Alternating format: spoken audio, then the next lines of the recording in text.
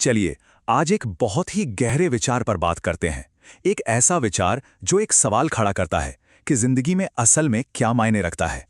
आइए इस सोच की परतों को खोलते हैं।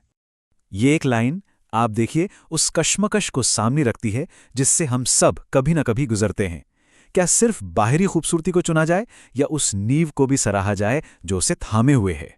तो चलिए सबसे पहले ये समझते हैं कि आखिर ये फूल, ये बाहरी खूबसूरती, इसमें ऐसा क्या है जो इतनी आसानी से हमारा ध्यान खींच लेती है।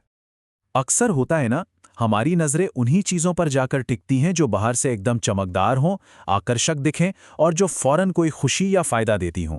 ये जो पल भर का खिंचाव होता है, महसूस तो बहुत जबरदस्त होता है।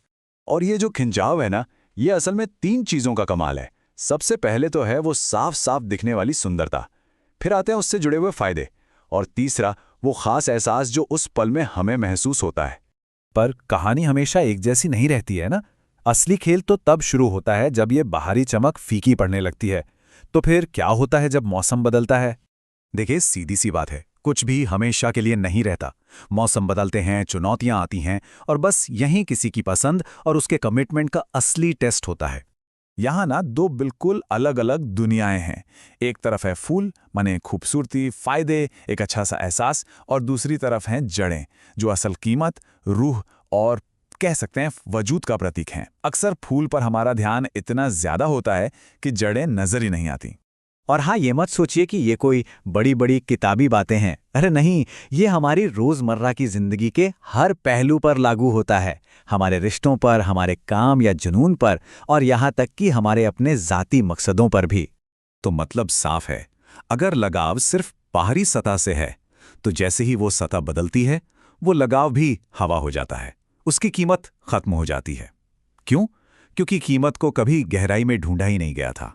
तो चलिए अब कहानी का रुख मोड़ते हैं और बात करते हैं उस ताकत की जो सतह के नीचे छिपी है। हाँ, जड़ों की अपनी एक अलग ही शक्ति होती है। अब सवाल ये है कि ये जड़ें हैं क्या चीज़? देखिए, ये किसी भी चीज़ की बुनियाद हैं, उसके वो अंदरूनी तत्व जो उसे असलियत और हिम्मत देते हैं। ये वो हिस्सा है जो हमें दिखाई तो नहीं देता, पर सच तो यह है कि इसके बिना उस फूल का कोई वजूद ही नहीं है। तो जरा सोचिए, क्या होता है जब किसी का ध्यान बाहरी दिखावे से हटकर इस अंदरूनी हकीकत पर जाता है? भाई, तब तो सब कुछ बदल जाता है। जब हम जड़ों को अपनाते हैं ना, तो 3 बहुत ही गहरी चीजें समझ आने लगती हैं। पहला, हम उस चीज का असली मकसद समझते हैं। दूसरा, हम उसके बनने और बढ़ने के पूरे सफर को समझते हैं। और तीसरा, हम उसके पीछे की मुश्किलों को भी समझना और सराहना शुरू कर देते हैं। तो जड़ों से जुड़ने का आखिरी नतीजा क्या होता है? ये सिर्फ समझने तक ही सीमित नहीं रहता, बात पहुंच जाती है पूरे सफर को दिल से अपनाने तक। और जब ऐसा होता है ना, तब भाग जाना कोई ऑप्शन ही नहीं बचता। सोचिए, जब कोई किसी चीज के पूरे वजूद को समझ लेता है, तो वो मुश्किल वक्त में भागेगा क्यों? क्योंकि तब उसका जुड़ाव उस पल भर की खूबसूरती से नहीं, बल्कि हमेशा रहने वाली उसकी असल कीमत से होता है। पतझड़ के मौसम में भी कोई साथ खड़ा रहता है, ये जानते हुए कि जड़ों में अभी भी जान बाकी है।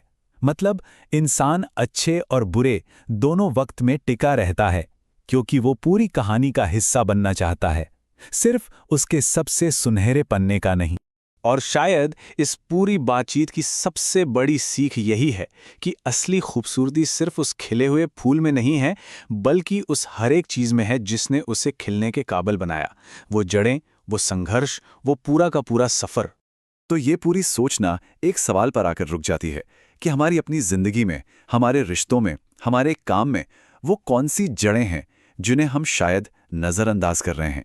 क्या हमारा ध्यान सिर्फ फूल पर है, या उन जड़ों पर भी जो असल में उसे जिंदा रखे हुए हैं?